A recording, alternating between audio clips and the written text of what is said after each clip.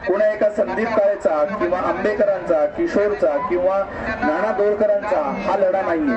हा लढा प्रत्येक त्या पत्रकारांचा आहे की ज्याला वाटते की आपली पत्रकारिता जीवन राहिली पाहिजे, ज्याला असं वाटते की पत्रकारितेच्या माध्यमातून आपण फुल टू धमाल पुढाकार घेऊन लोककल्याणाचं काम केलं पाहिजे।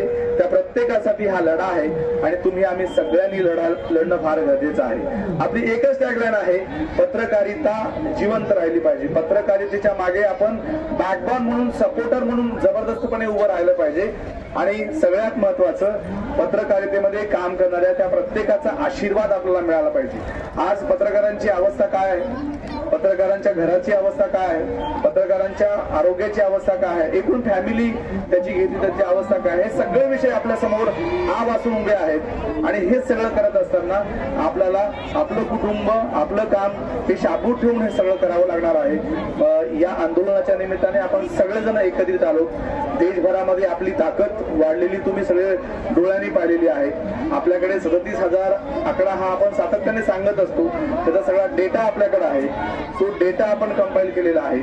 आपल्या ऑफिसेस मध्ये त्या संदर्भातली सगळी यंत्रणा लागलेली आहे आणि कृतीशील काम असल्यामुळे ही 37,000 लोकांची टीम आपल्याला जोडल्या गेलेली आहे। पुढच्या 2 वर्षात आपल्याला हा आकडा 1.5 लाखापर्यंत न्यायचा आहे आणि केवळ डोके घेऊन आपल्याला काम करायचं नाही, केवळ आकडेवारीवरून आपल्याला काम करायचं नाही।